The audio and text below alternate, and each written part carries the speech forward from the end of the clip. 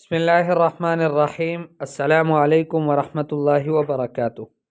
کتاب النحو الواضح میں سے گزشتہ سبق میں ہم نے النعت الحقیقی و النعت السببی ان دونوں کو پڑھ لیا تھا اور ان دونوں کے مابین فرق بھی آپ جان چکے ہیں۔ آج کے سبق میں ہم یہ پڑھتے ہیں کہ نعت اور منعوت میں جو مطابقت ہوتی ہے تو وہ کس طرح سے ہوگی، نعت سببی اور نعت حقیقی کی، یعنی کیا دونوں کی ایک ہی طرح کی مطابقت ہوگی کہ دونوں اپنے مطبوع کے اپنے منعوت کے وہ تابع ہوں گے اور ساری چیزوں میں، یا پھر دونوں میں کوئی فرق ہے۔ تو آج کے سبق کا خلاصہ یہ ہے کہ نعت چاہے وہ نعت حقیقی ہو یا نعت جو ہے وہ سببی ہو، غیر حقیقی ہو، رفع نصب جر میں اور تعریف اور تنکیر میں یہ اپنے مطبوع کے موافق ہوتا ہے۔ رفع نصب جر میں اپنے مطبوع کے موافق ہوتا ہے، اسی طرح سے تعریف اور تنکیر میں، اس میں بھی اگر وہ مطبوع معرفہ ہے تو یہ بھی معرفہ ہوگا، وہ نکرہ ہے تو یہ بھی نکرہ ہوگا، یہ اس کا خیال رکھا جاتا ہے، یہ دونوں میں ضروری ہے۔ باقی نعت حقیقی جو ہے وہ افراد، تثنیہ اور جمع اور تذکیر اور تانیث میں بھی اپنے مطبوع کا تابع ہوتا ہے، جبکہ نعت سببی کیا ہوتا ہے، وہ مفرد ہوتا ہے ہمیشہ، اور تذکیر اور تانیث میں بھی اپنے مابعد والے کا موافق ہوتا ہے، مطبوع کا نہیں۔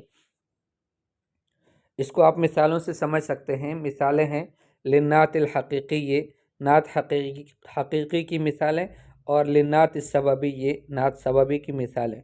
دائیں جانب جو ہے وہ نعت حقیقی کی مثالیں دی ہیں، بائیں جانب نعت سببی کی مثالیں دی ہیں۔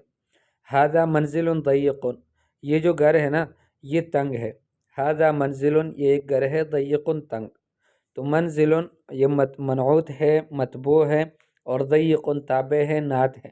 ضیق جو ہے نعت حقیقی ہے اور یہ مرفوع ہے اس لیے کہ مطبوع بھی مرفوع ہے، یہ نکرہ ہے اس لیے کہ منزل بھی نکرہ ہے، اور یہ جو ہے وہ مفرد ہے اس لیے کہ وہ بھی مفرد ہے منعوت، اور یہ مذکر ہے اس لیے کہ وہ بھی مذکر ہے۔ تو ان ساری چیزوں میں اپنے ماقبل والے کا مطبوع کا خیال رکھا گیا۔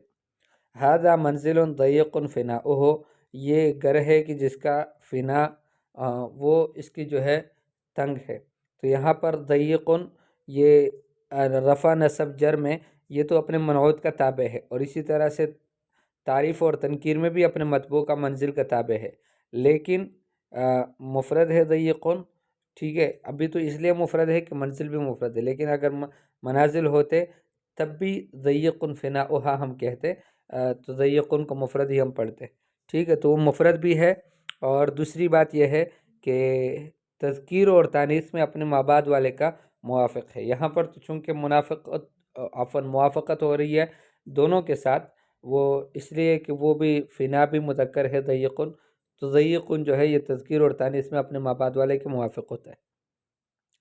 تسلقت شجرۃ غلیظۃ، میں ایک سخت درخت پر چڑھا، تو شجرۃ منعوت ہے، غلیظۃ نعت ہے۔ غلیظۃ جو ہے وہ مؤنث ہے، مفرد ہے اور نکرہ ہے، ان ساری چیزوں میں اپنے مطبوع کے موافق ہے اور منصوب ہے، اس لیے کہ یہاں پر جو ہے وہ مفعول بھی واقع ہو رہا ہے۔ اب دوسری مثال میں دیکھیں، تسلقت شجرۃ غلیظا جذعھا، دیکھو اب شجرۃ موصوف ہے اور غلیظا صفت ہے، تو غلیظا جو صفت ہے نا یہ صفت غیر حقیقی ہے، صفت سببی ہے۔ ہم نے کہا کہ یہ تعریف اور تنکیر میں تو اپنے مطبوع کے موافق ہے، شجرۃ بھی نکرہ ہے، غلیظا بھی نکرہ ہے، اور اسی طرح سے جو ہے وہ رفع نصب جر میں اس میں بھی موافق ہے کہ وہ بھی منصوب ہے، یہ بھی منصوب ہے، لیکن یہ مذکر ہے اور وہ مطبوع جو ہے وہ مؤنث ہے، اس میں مطابقت نہیں ہے۔ اس کی وجہ کیا ہے؟ اس لیے کہ یہ تذکیر اور تانیث میں اپنے مابعد والے اسم کے موافق ہوتا ہے، تو جذع چونکہ مذکر تھا اس لیے غلیظا جذعھا کہا گیا ہے۔ جلست فی السرداب، عفوا جلست فی السرادق الفاخر، میں فاخرانہ محلات میں بیٹھ گیا۔ محل سرادق کہتے ہیں اس جگہ کو کہ جہاں جس کو گھیرا گیا ہو خیمے لگا کر یا پھر اس کے ارد گرد دیوار بنا کر ایک خوبصورت جگہ بنائی گئی ہو۔ جلست فی السرادق الفاخرۃ ارائکہ، میں اس سرادق میں بیٹھ گیا، اس جگہ میں بیٹھ گیا، الفاخرۃ ارائکہ کہ جس کے صوفے فرنیچر اس کا وہ بڑا فاخرانہ تھا، یعنی بہترین قسم کا تھا۔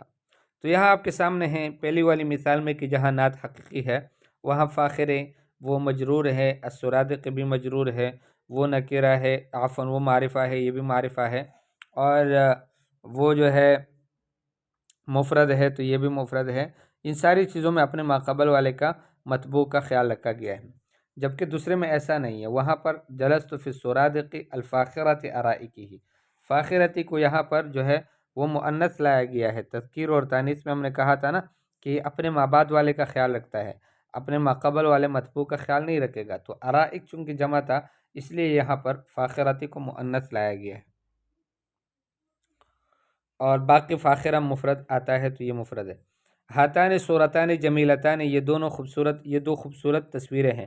ہاتان صورتان جمیل اطاراہما، اب دیکھو یہاں پر ہاتان صورتان جمیلتان اطاراہما نہیں کہا بلکہ جمیل اطاراہما کہا گیا، تو یہ نعت غیر حقیقی ہے، سببی جس کو بولتے ہیں، ٹھیک ہے، کہ یہ دو تصویریں ہیں کہ جس کے فریمز بہت خوبصورت ہیں۔ باقی آپ امید ہے سمجھ گئے ہوں گے کہ جمیل جو ہے یہ نعت ہے اور نعت سببی ہے، ٹھیک ہے، اور یہ صورتان چونکہ مرفوع تھا تو جمیل بھی مرفوع ہے، اور وہ نکرہ تھا تو یہ بھی نکرہ ہے، عفواً معرفہ تھا تو یہ بھی معرفہ ہے اشارے کی وجہ سے۔ اور دوسری بات یہ ہے کہ جمیل چونکہ یہ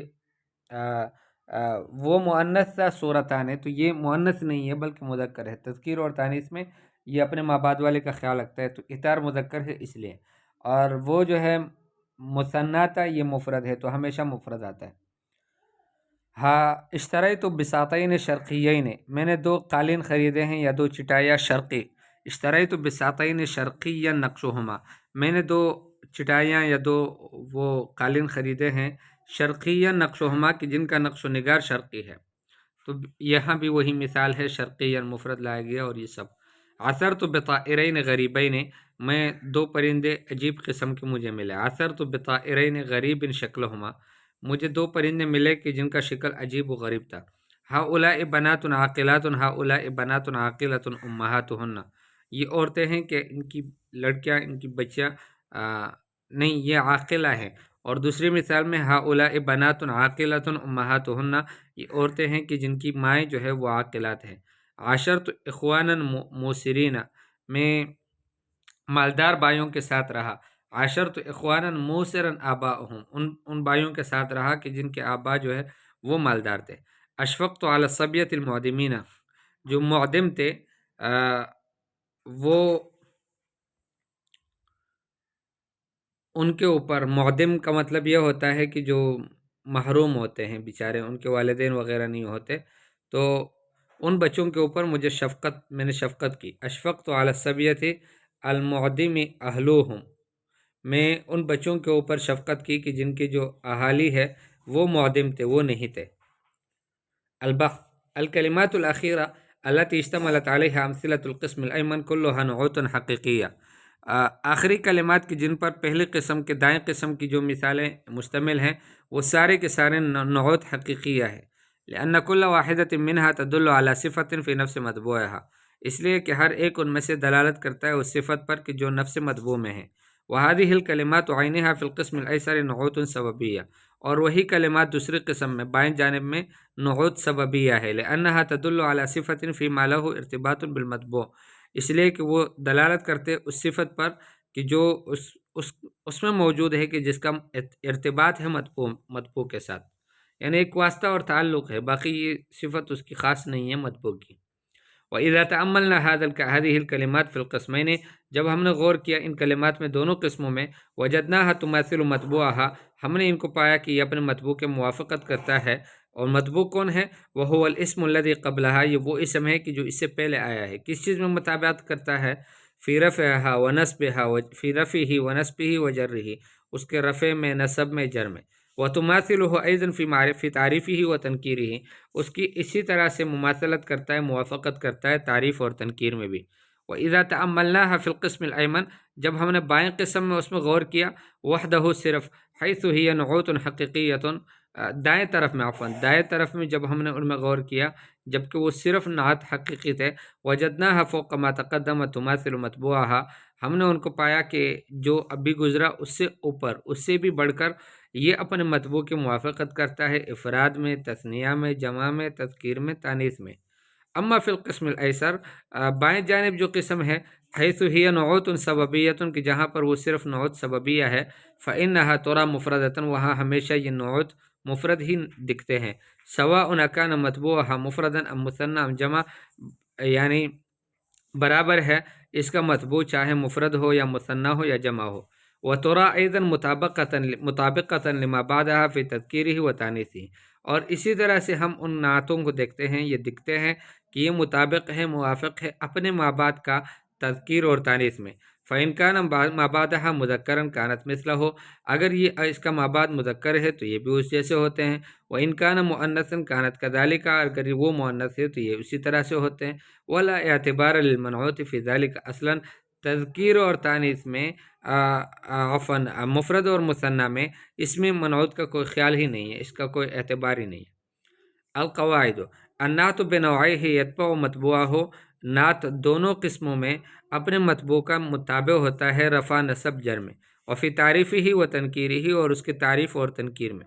النعت الحقیقی یتبع منعوتہ فوق ما تقدم، نعت حقیقی وہ اپنے منعوت کے موافق ہوتا ہے اس سے بھی بڑھ کر، فی افرادہ و تثنیتہ و جمعہ، افراد میں بھی، تثنیہ میں بھی، جمع میں بھی، تذکیر میں بھی، تانیث میں بھی۔ جبکہ نعت سببی کیا ہوتا ہے، وہ مفرد ہوتا ہے تو وہ مثنیٰ اور جمع نہیں آتا، اور اس میں تذکیر اور تانیث کا خیال رکھا جاتا ہے، ما بعد والے اسم کا، ما قبل کا خیال ہی نہیں رکھا جاتا، تو اس سے اس کو تعلق ہی نہیں ہے، اس لیے اپنے مطبوع کے موافق نہیں ہوتا۔